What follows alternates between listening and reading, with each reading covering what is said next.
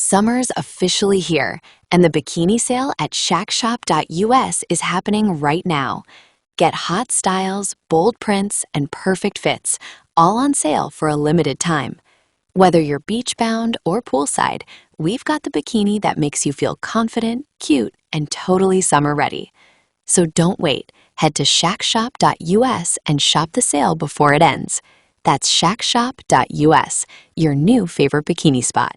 Zayn Malik enters the ticket price debate as Harry Styles' tour sparks fan backlash across the music world.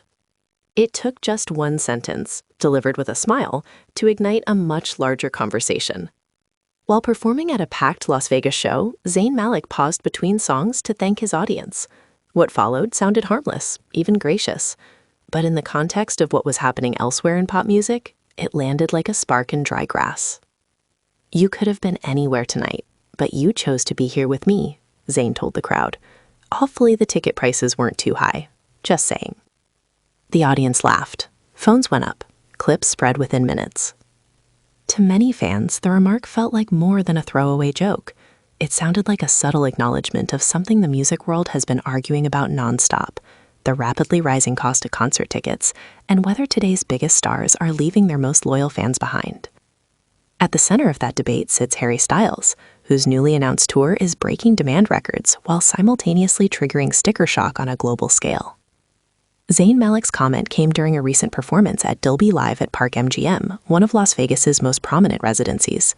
The venue, known for hosting A-list artists in a more intimate setting, has become a popular alternative to stadium tours, offering controlled pricing, limited capacity, and a closer fan experience. Zayn's tour strategy stands in contrast to the current stadium-heavy approach taken by many pop superstars. His shows are smaller, ticket inventory is tighter, and pricing tiers are less extreme. That difference is exactly why fans latched onto his comment.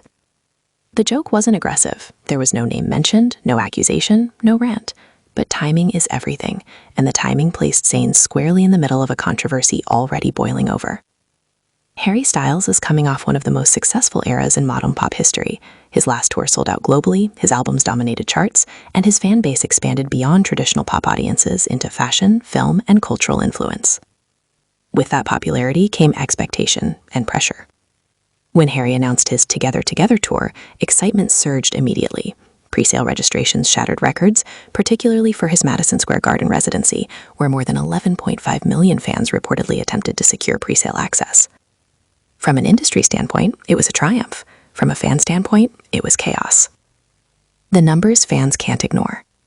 Publicly available listings and fan reports showed Wembley Stadium, UK, some standard and premium seats exceeding $600 USD, New York City VIP packages reaching $1,600 plus, dynamic pricing causing wide swings depending on demand and timing, secondary markets pushing costs even higher within hours. For many fans, this wasn't just expensive, it felt exclusionary. As screenshots of ticket prices circulated, fan reaction intensifies across platforms. On TikTok, users posted reaction videos breaking down costs, travel expenses, and add-on fees. On X, formerly known as Twitter, hashtags criticizing ticketing practices trended for days. Reddit threads dissected pricing algorithms line by line. A common theme emerged: "I love Harry, but I can't afford this." This wasn't outrage driven by entitlement. It was disappointment rooted in loyalty. Many fans pointed out they had followed Harry since his early One Direction days, attending shows when tickets were affordable and access felt more democratic. Now they said the experience felt reserved for those with disposable income far beyond the average fan. Zayn Malik's re-entry into public touring has been notably quieter and more controlled than his former bandmates' global rollout. Since stepping away from massive pop cycles, Zayn has focused on selective live appearances, avoided stadium tours, emphasized intimacy and musical connection, maintained lower-profile promotion. His Las Vegas shows were marketed as experiences rather than events, a distinction that matters in today's entertainment economy. So when Zayn referenced ticket prices, fans interpreted it through that lens. To them, it sounded like an artist quietly aligning himself with accessibility. Whether intentional or not, the contrast wasn't avoidable. Within hours, clips of Zayn's comment were reposted with captions like, "Zayn said what we're all thinking," "Low-key shade," "This is how you keep fans." Others defended Harry, arguing that ticket pricing decisions involve multiple parties, promoters, venues, and ticketing platforms, not just the artist. Still, the moment took on a life of its own. The phrase "just saying" became a meme shorthand for the broader debate. Zayn wasn't alone. Shortly after ticket prices began circulating widely, Liam Gallagher, never one to mince words, posted a reaction on X. How much? The post didn't name Harry Styles. It didn't need to. Gallagher's reaction resonated because it echoed what fans were feeling: disbelief that live music, once rooted in shared cultural experience, had reached such financial extremes. Coming from a rock icon whose career was built on mass accessibility, the comment carried weight. To understand the controversy, it's important to separate emotion from infrastructure. Modern concert pricing is shaped by dynamic pricing algorithms, venue revenue guarantees, VIP experience monetization, resale market speculation, insurance, staffing, and logistics costs. Artists do not always directly set prices, but they do approve tour structures that enable certain pricing models. Critics argue that even if artists aren't choosing exact numbers, they are choosing systems that prioritize revenue over accessibility. Supporters counter that demand determines value, and no one is forced to buy tickets. Both perspectives are valid, and that tension is at the heart of the debate. Despite criticism, the Together Together tour is undeniably historic. Wembley Stadium dates tied Coldplay's all-time record. MSG residency demand surpassed previous benchmarks. International dates sold out in minutes. The contrast between Zayn and Harry highlights a growing divide in live music. Stadium tours, intimate venues; massive reach, limited access; high production, lower overhead; dynamic pricing, fixed pricing; global spectacle, personal connection. Neither approach is inherently wrong, but they serve different audiences. Fans are now asking which model represents the future of music culture. Much of the anger directed at artists is rooted in systems they don't fully control.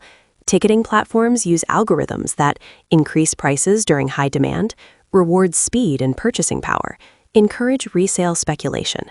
Critics argue these systems exploit fandom. Supporters argue they reflect market realities. Artists sit somewhere in the middle, benefiting from revenue while absorbing public backlash. Zayn Malik didn't issue a statement. He didn't clarify his intent. But sometimes cultural moments don't need explanation. A smile, a joke, a pause. That was enough. The ticket pricing conversation isn't going away. As tours grow bigger and fan bases grow louder, pressure will increase on artists, promoters, and platforms to rethink access. Whether that leads to change remains to be seen. For now, one offhand comment has become a symbol, not of rivalry, but of a system under scrutiny.